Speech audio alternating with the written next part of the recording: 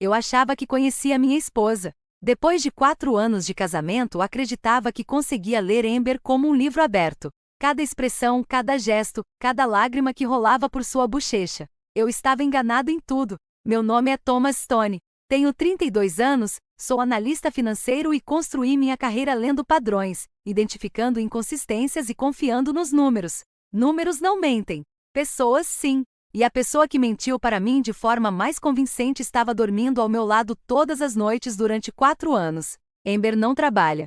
Nunca trabalhou desde que nos casamos. Ela se considera dona de casa, embora nossa casa esteja sempre impecável porque temos um serviço de limpeza 2 vezes por semana. Ela passa os dias em aulas de yoga, almoços com amigas e compras que eu financio sem questionar. Nunca me importei. Ganho bem e adoro cuidar dela. Achava que era isso que os maridos faziam. Antes de nos casarmos, o pai dela insistiu em um acordo pré-nupcial. David Hughes é um advogado de divórcio, um dos mais implacáveis da cidade, e já tinha visto muitos casamentos terminarem em guerras financeiras. O acordo pré-nupcial que ele redigiu tinha 23 páginas de proteção legal, mas uma cláusula se destacava como um letreiro de neon. A infidelidade anula todas as reivindicações de bens. Tudo que eu possuía antes do casamento, tudo que ganhei durante o casamento, todos os investimentos, todas as contas, se um dos cônjuges cometesse adultério, perderia qualquer direito aos bens conjugais. Na época, achei desnecessariamente severo. Amber chorou quando o pai dela apresentou o documento, dizendo que sentia como se ele não confiasse em nós. Segurei a mão dela e assinei mesmo assim, pensando que nunca precisaríamos de tal proteção. Estávamos apaixonados. Estávamos construindo algo real, éramos diferentes. Como eu era ingênuo. Na noite da última terça-feira, Amber veio até mim na nossa cozinha com lágrimas escorrendo pelo rosto. Ela parecia devastada, os ombros tremendo, as mãos trêmulas enquanto segurava um lenço de papel. Meu primeiro instinto foi protegê-la, consertar o que quer que estivesse errado. Thomas, ela sussurrou com a voz embargada. É a minha mãe. Ela está muito doente. Os médicos acham que pode ser câncer. Ela precisa que eu fique com ela por uma semana, talvez mais. Sinto muito, mas preciso ir, meu coração se partiu por ela. A mãe de Amber, Linda, sempre foi gentil comigo. A ideia de vê-la lutando contra o câncer me embrulhou o estômago. Abracei Amber sem hesitar. Claro que você precisa ir, eu disse, acariciando seus cabelos. Fique o tempo que precisar. Eu cuido de tudo aqui. Você é tão boa para mim, ela soluçou contra meu peito. Eu não te mereço. Essas palavras deveriam ter sido um aviso. Em vez disso, a abracei com mais força. Observei-a arrumar as malas naquela noite, oferecendo ajuda, mas ela insistiu que conseguiria sozinha. Ela se movia com eficiência pelo nosso quarto, dobrando roupas com precisão impecável. Quando sugeri visitá-la durante a semana para levar comida ou apoio, ela balançou a cabeça negativamente. Preciso me concentrar totalmente na minha mãe agora, respondeu.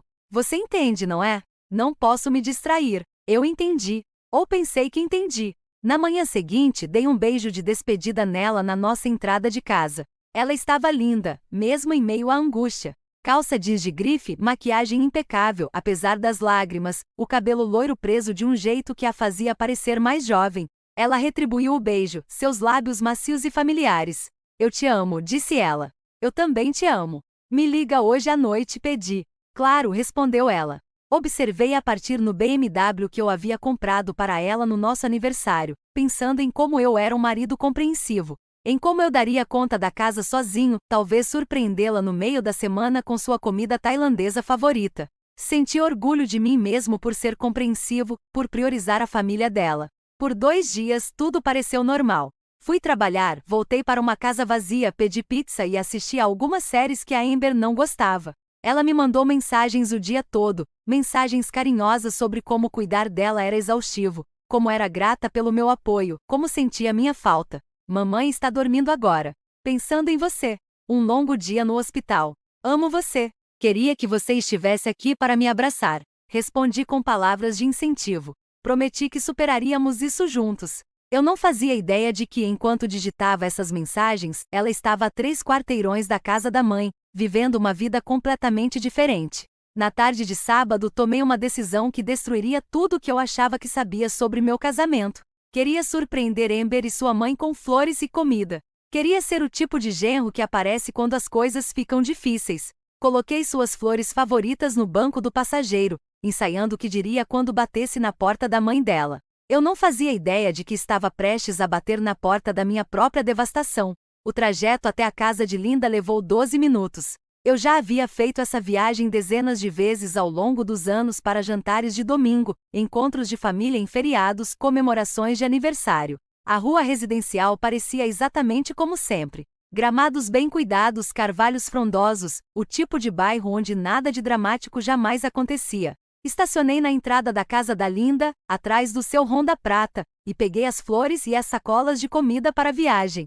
Comida tailandesa do restaurante favorito da Amber, crisântemos da floricultura perto do meu escritório. Me senti bem comigo mesmo, orgulhoso de ser o tipo de marido que aparece sem avisar para ajudar a família em momentos de crise. Quando Linda abriu a porta da frente, meu mundo virou de cabeça para baixo. Ela estava perfeita, com uma cor saudável nas bochechas, maquiagem impecável, vestindo roupas de jardinagem com terra sob as unhas. Segurava um regador, claramente cuidando das plantas. Não parecia alguém lutando contra o câncer, nem alguém que precisasse de cuidados 24 horas por dia. Thomas, disse ela surpresa, mas satisfeita. Que surpresa maravilhosa! Entre. Meu estômago deu um nó, mas tentei racionalizar o que estava vendo. Talvez ela estivesse tendo um bom dia. Talvez os tratamentos estivessem funcionando melhor do que o esperado. Como você está se sentindo? Perguntei com cautela, seguindo-a até a sala de estar. Sentindo-me? Estou ótima, respondeu ela. O tempo está perfeito para o meu jardim, e acabei de reorganizar meu ateliê. Por que você pergunta? A sacola de comida para a viagem de repente pareceu incrivelmente pesada nas minhas mãos, disse Amber. Ela disse que você estava doente. Que você poderia ter câncer. O rosto de Linda passou de confusão para alarme. Câncer, Thomas. Eu não estive doente. Fiz meu check-up anual no mês passado. Tudo estava perfeito. De onde você tirou a ideia de que eu tenho câncer? As flores escorregaram da minha mão, espalhando-se pelo chão de madeira. Amber está hospedada com você esta semana. Ela disse que você precisava da ajuda dela porque estava muito doente. Thomas, eu não vejo a Amber há mais de um mês, disse ela com a voz ficando tensa. Ela certamente não está hospedada aqui. O que está acontecendo? O quarto começou a girar. Agarrei-me ao encosto do sofá de Linda para me firmar. Ela foi embora na terça-feira. Ela tem me mandado mensagens todos os dias dizendo que vai cuidar de você. A expressão de Linda escureceu quando a compreensão surgiu. Meu Deus, Thomas, senta aí. Deixa eu te dar um pouco de água. Mas eu já estava pegando meu celular, minhas mãos tremendo enquanto abria nosso aplicativo de compartilhamento de localização.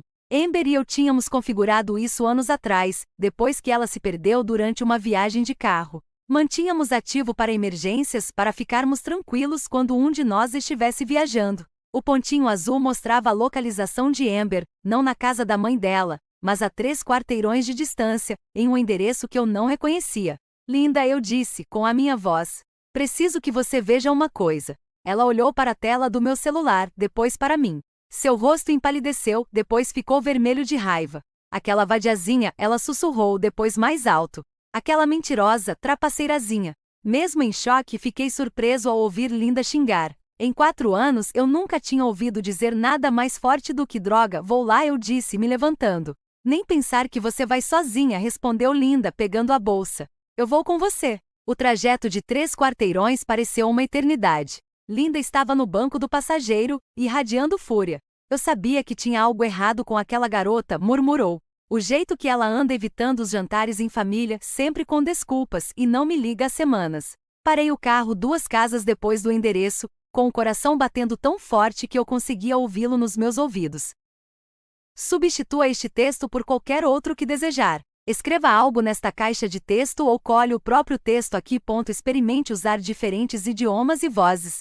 Altere a velocidade e o tom da voz. Você pode até ajustar a SSML, linguagem de marcação de sintetização de voz, para controlar a reprodução das diferentes seções do texto. Clique na SSML acima para era uma modesta casa de 2 andares com uma porta da frente vermelha e um gramado alto. O BMW da Amber estava estacionado na entrada. Minhas mãos tremiam enquanto eu pegava o celular e abria o aplicativo da câmera. Algo na minha mente analítica se ativou, a parte que sempre documenta tudo, que acredita em evidências e provas. Apoiei o celular no painel, inclinei-o em direção à casa e apertei o botão de gravar. O que você está fazendo? Perguntou Linda. Coletando provas, respondi. Vou precisar de provas. Linda me olhou com algo que talvez fosse orgulho. Você é mais inteligente do que eu, te dei crédito por. Ela saiu primeiro e marchou até a porta da frente como uma mulher em uma missão. Eu a segui, com as pernas parecendo desconectadas do meu corpo. Linda ergueu o punho e bateu na porta vermelha. Depois de um instante, ela se abriu. Amber estava lá, vestindo apenas um roupão de seda, com os cabelos molhados do banho recente. Quando viu a mãe, seu rosto passou por uma série de expressões. Confusão, surpresa e então, um horror crescente ao perceber o que estava acontecendo. Mãe, o que você é? Como você fez isso? Ela gaguejou. Então, eu entrei no campo de visão. O rosto de Amber empalideceu. Sua boca abriu e fechou como a de um peixe tentando respirar. O roupão de seda de repente pareceu inadequado, patético. Ela o apertou mais ao redor do corpo, mas não havia como esconder o óbvio. Thomas, ela gaguejou. Eu posso explicar. Isso não é. Você não entende. Na verdade, eu disse, com a voz surpreendentemente calma. Acho que entendo perfeitamente. A sala de estar era um desastre. Garrafas de vinho vazias, roupas espalhadas, evidências da vida que ela vinha levando enquanto eu acreditava em suas mentiras. Mas foram os sons vindos do quarto que me fizeram cerrar os punhos, alguém se mexendo, o rangido do assoalho, o farfalhar de alguém se vestindo às pressas. Amber seguiu meu olhar e o pânico tomou conta de seu rosto. Thomas, por favor, implorou ela. Deixe-me explicar. Isso acabou de acontecer. Não significa nada. Mas eu já estava caminhando em direção ao quarto, Linda logo atrás de mim, e Amber nos seguindo com protestos cada vez mais desesperados. Empurrei a porta do quarto e o encontrei. O homem no quarto era mais jovem do que eu, talvez uns 28 anos, com um tipo de físico que se conquista mais com academia do que com trabalho de verdade. Ele estava vestindo freneticamente a calça jeans, sua camisa cara jogada sobre uma cadeira, uma camisa que provavelmente custava mais do que a maioria das pessoas ganha em uma semana. Quando me viu, seu rosto empalideceu. 4 anos de casamento, 4 anos de confiança, construindo uma vida juntos, acreditando em algo que nunca existiu. Tudo se cristalizou neste momento. Esta cena patética de roupas espalhadas, rostos culpados e o inconfundível cheiro de intimidade no ar. Dei-lhe um soco forte no queixo. Ele caiu imediatamente, com sangue escorrendo da boca e manchando o chão de madeira. Ficou ali gemendo, segurando o rosto. Isso é pelo meu casamento, eu disse. Não o golpeei novamente. Não se tratava de brutalidade ou de perder o controle. Era sobre uma ação limpa e decisiva, marcando o fim de uma fase da minha vida e o início de outra. Atrás de mim, ouvi a voz de Linda, baixa e venenosa. Sua egoísta, sua nojenta. Virei-me e vi a mãe de Amber parada na porta, encarando a filha com puro desgosto. Você tem noção do que destruiu? Ela continuou. Esse homem só fez bem a você. Ele se esforçou ao máximo para te dar tudo o que você queria. E é assim que você o retribui. Mãe, por favor, Amber começou. Nem pense em me chamar de mãe, Linda retrucou. Você tem mentido para todo mundo, usando minha suposta doença como desculpa para seus casos. Há quanto tempo isso está acontecendo? Os olhos de Amber alternavam entre a mãe e eu. Não faz muito tempo. Isso acabou de acontecer. Eu estava confuso. Há quanto tempo? Linda repetiu. O homem no chão gemeu novamente. Meu Deus! Acho que quebrei a mandíbula. Olhei para ele com uma satisfação fria. Você tem sorte de ser só isso que quebrou. Amber tentou segurar meu braço enquanto eu me movia em direção à porta. Thomas, por favor, ela implorou. Podemos resolver isso. Podemos fazer terapia. Isso foi só um erro. Parei e olhei para ela. Sério? Olhei para ela. O roupão de seda, o cabelo molhado, a pele corada, as joias caras que eu havia comprado para ela, as roupas de grife espalhadas por outro lugar. O chão do quarto do homem. Um erro, eu disse baixinho. Isso não foi um erro, Amber. Erros são acidentes. Isso foi uma escolha, uma série de escolhas. Você escolheu mentir para mim sobre sua mãe. Você escolheu fazer as malas e sair de casa. Você escolheu vir para cá. Você escolheu tirar a roupa. Você escolheu trair tudo que construímos juntos. Mas eu te amo, ela disse desesperadamente. Eu te amo, Thomas. Isso não muda nada. Não, eu respondi. Você ama o que eu te proporciono. Você ama a casa, o carro, os cartões de crédito e o estilo de vida, mas você não me ama. Se você me amasse, não estaria aqui. Saí do quarto. Atravessei a bagunça da sala de estar e saí pela porta da frente. Amber me seguiu, o roupão de seda mal a cobrindo enquanto ela tropeçava atrás de mim descalça. Thomas, espere, ela gritou. Por favor, espere só. Entrei no meu carro e abaixei o vidro quando ela se aproximou. Linda já estava no banco do passageiro, o rosto ainda tenso de raiva. Aonde você vai? Amber perguntou com lágrimas escorrendo pelo rosto. Agora, para ver meu advogado? Respondi. Seu advogado? Thomas? Não, ela protestou. Podemos resolver isso. Não precisamos de advogados. Podemos fazer terapia. Podemos superar isso. Eu faço qualquer coisa. Você deveria ter pensado nisso antes de decidir ter um relacionamento íntimo com ele, eu disse, acenando com a cabeça em direção à casa. Amber se encolheu como se eu tivesse lhe dado um tapa. Não fale assim. Isso não é típico de você. Você tem razão, respondi, ligando o carro. O meu eu antigo teria ficado aqui ouvindo suas desculpas. O meu eu antigo teria acreditado nas suas mentiras e tentado resolver isso, mas o meu eu antigo morreu há uns 10 minutos. Coloquei o carro em marcha, mas Amber agarrou a maçaneta da porta. Thomas, por favor, ela implorou. Estou implorando. Não faça isso. Fazer o quê? Responsabilizar você pelas suas escolhas? Perguntei. Não me deixe sem nada, ela sussurrou. Olhei para ela por um longo momento. Você se deixou sem nada no momento em que entrou naquela casa. Saí dirigindo com Amber parada na rua atrás de mim, ainda com aquele roupão ridículo, assistindo ao seu mundo desmoronar em tempo real. Linda ficou em silêncio por vários quarteirões. Finalmente ela falou. Me desculpe. Me desculpe muito por ter criado alguém capaz disso. Não é sua culpa, assegurei a ela. Ela vai perder tudo, não é? O acordo pré-nupcial? Ela perguntou. Sim, ela vai perder tudo, confirmei. Linda assentiu sombriamente. Ótimo. Deixei-a em casa e continuei dirigindo em direção ao centro, para o escritório de Richard. Richard era o melhor advogado de divórcio que eu conhecia. Agressivo, minucioso e trabalhava aos sábados para clientes em crise. Quando cheguei ao escritório dele, eu já não estava mais de luto. Eu estava planejando. O escritório de Richard ocupava o último andar de uma torre de vidro no centro da cidade, com janelas do chão ao teto com vista para a cidade. Nos fins de semana, o prédio ficava praticamente vazio, mas Richard havia me dado seu número de celular pessoal anos atrás, quando o ajudei a reestruturar seu portfólio de investimentos.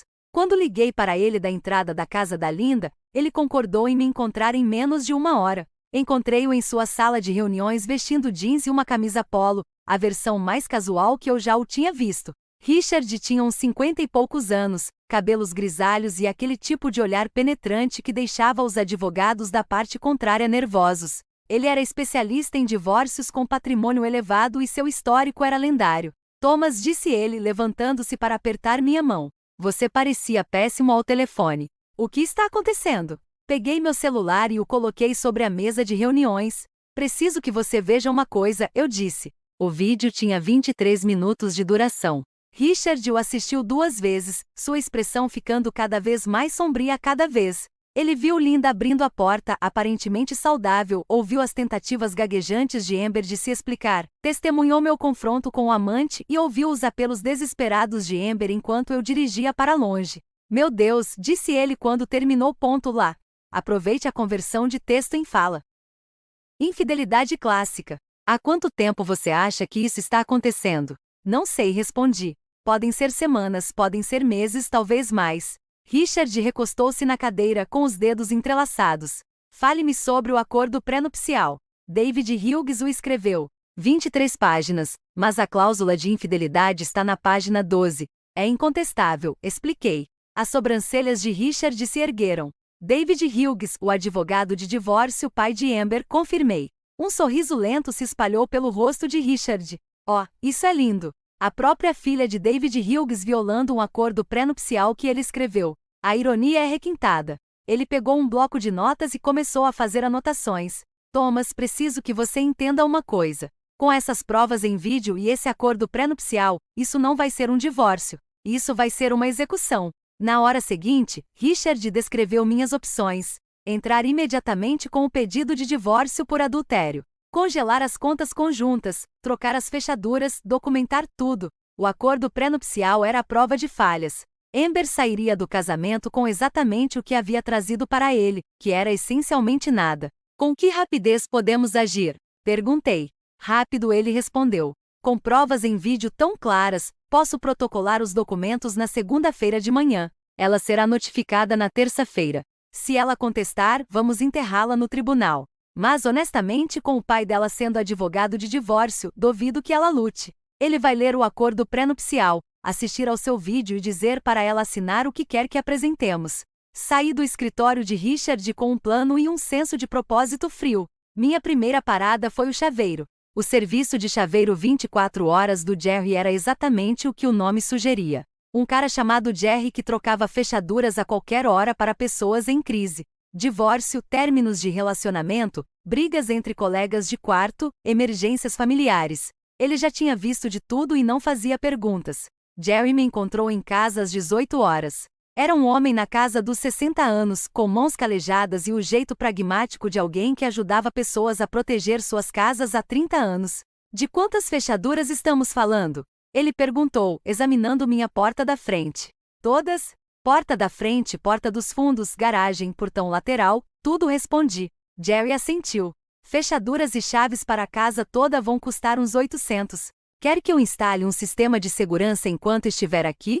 Sim, respondi. Inteligente. Já vi muita gente pular essa etapa e se arrepender depois, disse ele. Enquanto Jerry trabalhava, eu percorri a casa sistematicamente, removendo o acesso de Amber a tudo que importava. Liguei para o banco e bloqueei as contas conjuntas, deixando apenas minha conta corrente pessoal ativa. Entrei em contato com as administradoras de cartão de crédito e pedi para que ela fosse removida como usuária autorizada. Liguei para as empresas de serviços públicos e tirei o nome dela de todos os registros. Cada ligação era uma pequena vitória, uma parte da minha vida sendo protegida contra maiores danos. A representante do banco foi profissional, mas curiosa. Isso se deve a uma separação, Sr. Stone? Perguntou ela. Divórcio? Respondi simplesmente. Sinto muito por isso. As contas serão bloqueadas em 1 hora, ela respondeu. À meia-noite, Jerry havia terminado de instalar novas fechaduras de segurança, um sistema de segurança e até uma campainha com vídeo.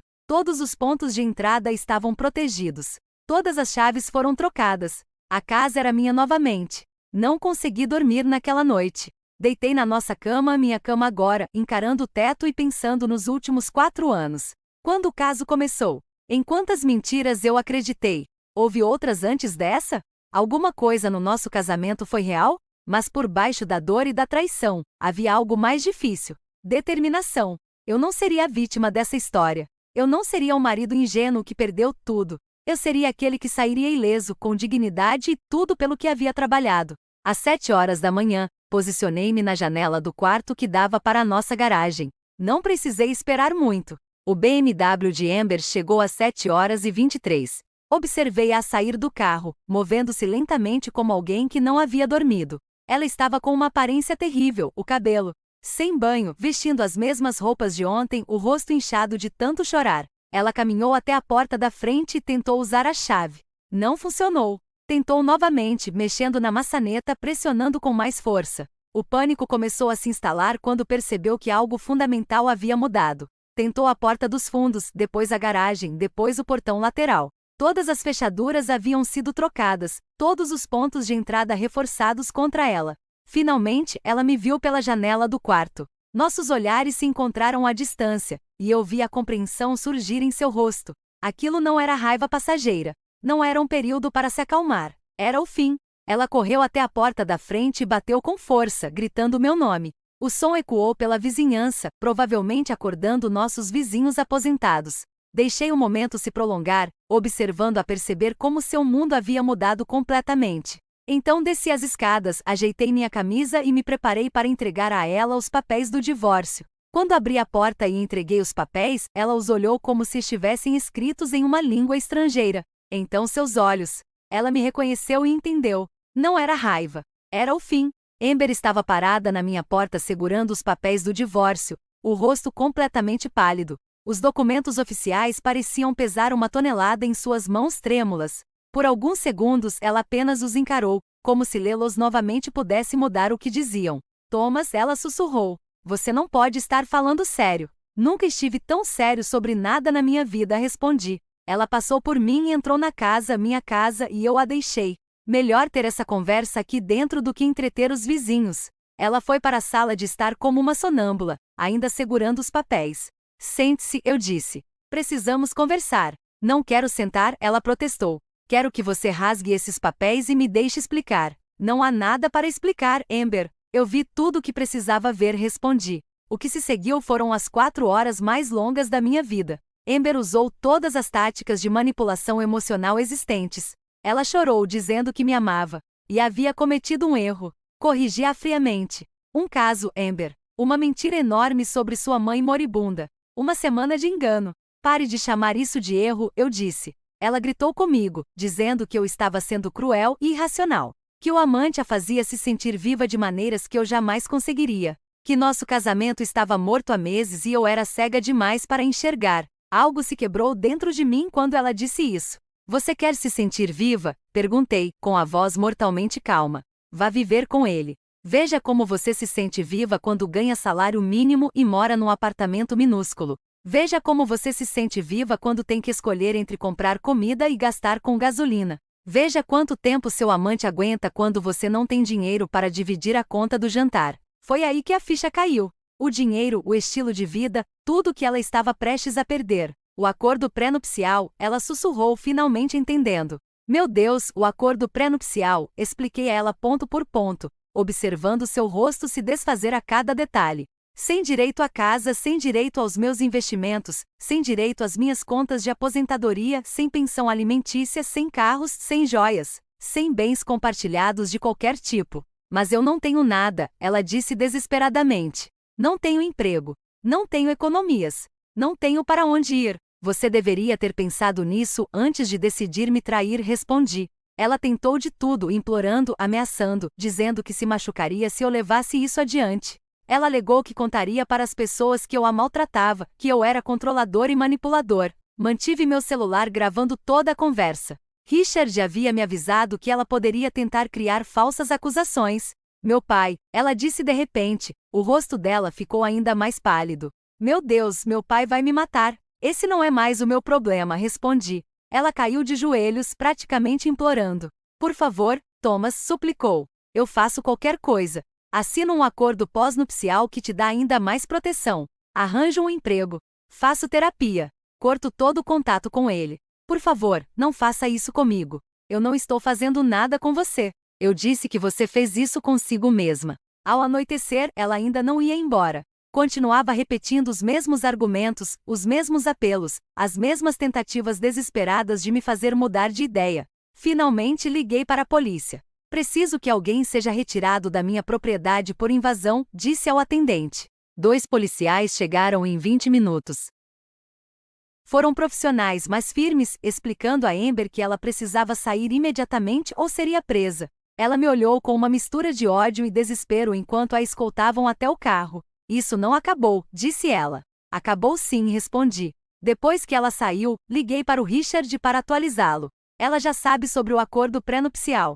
Como você acha que o pai dela vai reagir? David Hughes é pragmático, disse Richard. Ele vai ler o acordo pré-nupcial que redigiu, assistir ao seu vídeo e dizer à filha que ela está condenada. Desculpe o palavrão. Richard estava certo. Amber foi direto para a casa dos pais naquela noite. Segundo Linda, que me ligou no dia seguinte, David deu uma olhada nos papéis do divórcio e pegou a cópia do nosso acordo pré-nupcial. Ele leu 2 vezes, assistiu ao vídeo que eu havia enviado para Richard e deu seu veredicto. Você violou a cláusula de infidelidade, disse ele à filha. Você não tem respaldo legal. Assine tudo que o advogado de Thomas lhe apresentar e reze para que ele não a processe por adultério em um estado que permita isso. A mãe de Amber, Linda, nem sequer falava com ela. A mulher que havia chamado sua filha de vadia naquele quarto não havia suavizado sua posição. Pelo contrário, saber da história falsa do câncer a deixou ainda mais furiosa. Ela não é bem-vinda nesta casa, Linda me disse ao telefone.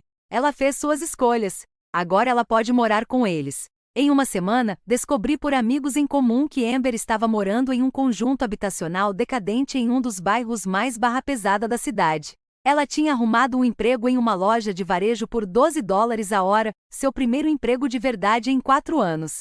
O amante a largou em menos de um mês. Aparentemente, ele só tinha interesse enquanto ela tinha acesso aos meus recursos e ao nosso estilo de vida confortável. Uma mulher trabalhando no varejo e vivendo de salário em salário não o atraía. Ele disse que não estava pronto para nada sério. Meu amigo Jake me disse, depois de encontrar Amber no supermercado, ela parecia estar chorando há semanas. Não senti nada quando ouvi isso. Nem satisfação, nem pena, nada. Ela tinha se tornado irrelevante para a minha vida. Um capítulo encerrado que eu não tinha interesse em revisitar. O divórcio foi finalizado em 6 semanas. Um recorde, Richard me disse com orgulho. Fiquei com tudo. Ela saiu sem absolutamente nada. E em algum lugar em uma loja de varejo do outro lado da cidade, ela estava experimentando o que era salário mínimo pela primeira vez em sua vida privilegiada. Os primeiros 6 meses após o divórcio foram dedicados a reconstruir minha vida do zero. Eu havia sido casado por 4 anos e, antes disso, tive um relacionamento com Amber por 2 anos. 6 anos da minha vida giraram em torno de alguém que nunca existiu de verdade, pelo menos não da forma como eu pensava. Comecei a fazer terapia com a doutora Sarah Mitchell, uma mulher na casa dos 50 anos especializada em trauma de traição. 2 vezes por semana, eu me sentava em seu consultório aconchegante e aprendia a processar o que havia acontecido sem deixar que isso envenenasse meu futuro. Você não é responsável pelas escolhas dela, a doutora Mitchell me lembrava repetidamente. Mas você é responsável por como segue em frente. As sessões me ajudaram a entender que minha mágoa era válida, minha raiva era justificada e minha decisão de me proteger era saudável. Mas também me ajudaram a reconhecer que carregar essa raiva para sempre só me prejudicaria. Mergulhei de cabeça no trabalho com foco renovado, sem a distração das constantes necessidades e obrigações sociais de Amber. Eu tinha mais tempo e energia para a carreira que havia construído. Em 8 meses fui promovido a analista sênior com um aumento salarial considerável. Retomei contato com amigos que havia perdido durante meu casamento. Noites entre amigos, partidas de golfe nos fins de semana, jantares com colegas. Lembrei-me de como era ter relacionamentos que não exigiam gerenciamento emocional constante. Pela primeira vez em anos, me senti genuinamente feliz. 18 meses após o divórcio, conheci Catherine Walsh em uma conferência de trabalho. Ela era diretora sênior de marketing em uma empresa concorrente, inteligente e bem-sucedida por mérito próprio. O que me impressionou imediatamente foi o quão diferente ela era de Amber. Catherine tinha sua própria carreira, seu próprio dinheiro, sua própria vida. Ela não precisava de mim. Ela me queria. Nossos primeiros encontros foram reveladores. Conversamos sobre limites, relacionamentos passados, expectativas para o futuro. Conversas que eu nunca tinha tido com Amber porque estava cego pela paixão e não conseguia fazer as perguntas difíceis. Eu já fui casada, Catherine me contou durante o jantar em nosso terceiro encontro. Terminou mal. Ele me traiu. E eu aprendi que a confiança precisa ser conquistada, não presumida. O que você fez quando descobriu? Perguntei. Fui embora. Imediatamente ela respondeu. Sem terapia, sem segundas chances, sem tentar resolver as coisas. Algumas linhas, uma vez cruzadas, não podem ser desfeitas. Eu soube então que estava me apaixonando por alguém que entendia o valor do amor próprio. Catherine e eu fomos morar juntas depois de namorarmos por 1 ano. 8 meses depois, ficamos noivas. Desta vez, não havia acordo pré-nupcial. Não porque eu fosse ingênua novamente, mas porque tínhamos construído um tipo de confiança que não exigia proteção legal. Tínhamos visto uma outra lidar com estresse, decepção, conflito. Tínhamos observado uma outra tomar decisões e cumprir compromissos. O relacionamento era completamente diferente do meu casamento com Amber. Igualitário, autêntico, construído na realidade em vez de fantasia. Durante esse período, ocasionalmente recebia notícias de Amber por meio de conhecidos em comum. Ela ainda trabalhava no comércio, ainda morava naquele bairro Barra Pesada, ainda isolada da família. Ela tentou entrar em contato comigo algumas vezes. E-mails de desculpas que foram direto para minha caixa de spam. Mensagens repassadas por amigos que ignorei completamente. Certa vez, Jake me contou que ela havia perguntado sobre mim em uma festa. Ela queria saber se você estava saindo com alguém, se você já havia falado dela, se você parecia feliz. O que você disse a ela? Perguntei. Eu disse que você estava noivo de uma mulher bem-sucedida que realmente te merece. Ele respondeu. Jake disse. Amber começou a chorar quando ele disse isso. Eu não senti nada. A notícia mais surpreendente veio de uma fonte inesperada. 2 anos após o divórcio, David Hughes, pai de Amber, o advogado que havia redigido nosso acordo pré-nupcial, entrou em contato comigo diretamente. Ele me convidou para um café, e a curiosidade falou mais alto. Nos encontramos em um café no centro da cidade, e ele parecia ter envelhecido 10 anos em 2 anos. Eu queria me desculpar, disse ele sem rodeios. E para lhe dizer que respeito a forma como lidou com tudo. Você não precisa se desculpar pelas escolhas da sua filha, respondi. Talvez não, mas eu a criei, ou melhor, deixei de criá-la direito, disse ele. Sabe, eu exerço a advocacia especializada em divórcio há 25 anos. Já vi centenas de acordos pré-nupciais serem cumpridos, mas ver o meu próprio acordo pré-nupcial proteger alguém da minha própria filha foi, de uma forma dolorosa, uma confirmação disso. Vocês se reconciliaram? Perguntei. David balançou a cabeça negativamente. Ela ligou, mandou cartas, apareceu no meu escritório. Mas algumas coisas não podem ser perdoadas. Ela não apenas te traiu. Ela usou a suposta doença da mãe como pretexto para um caso. Esse nível de manipulação. Não sei quem criou essa pessoa. Mas não fui eu. O fato de nem mesmo o próprio pai dela conseguir perdoá-la diz muito sobre o quanto Amber destruiu completamente a própria vida. 2 anos e meio depois de assinar os papéis do divórcio, Catherine e eu nos casamos em uma pequena cerimônia com amigos próximos e familiares.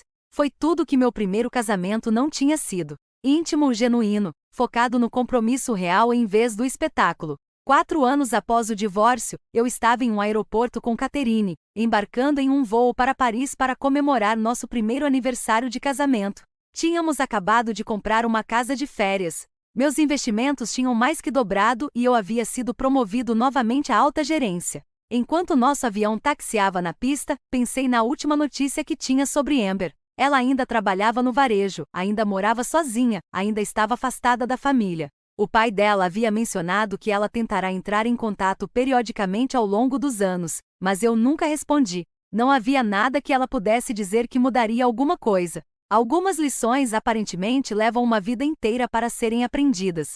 5 anos após a finalização do divórcio, fiz um balanço da minha vida na cabine de primeira classe de um voo da Air France para Paris. Catherine dormia ao meu lado.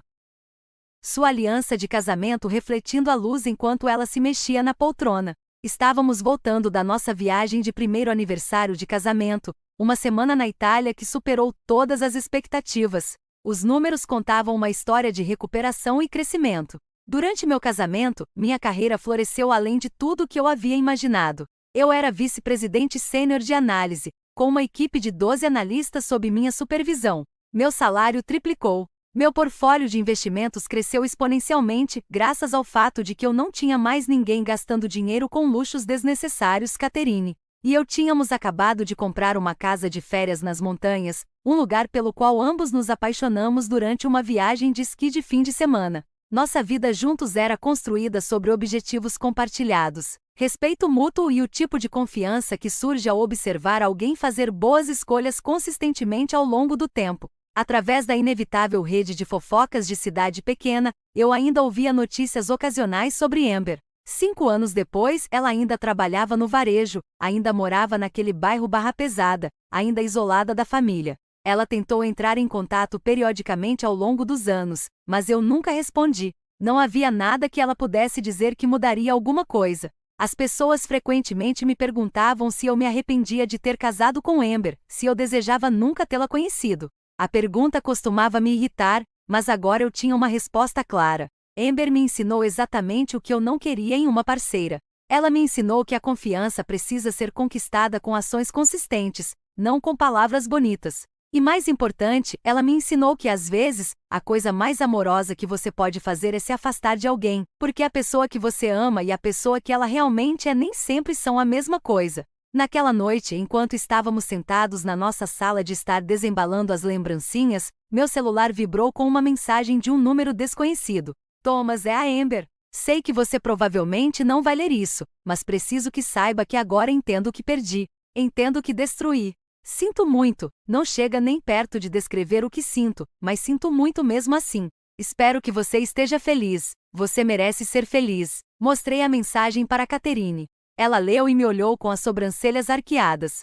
Você vai responder? Ela perguntou. Apaguei a mensagem sem hesitar. Não há nada a dizer, respondi. Porque não havia mesmo. O pedido de desculpas de Amber não podia desfazer as escolhas que ela fez nem mudar o fato de que ela escolheu a emoção passageira em vez do amor duradouro. E essa escolha teve consequências.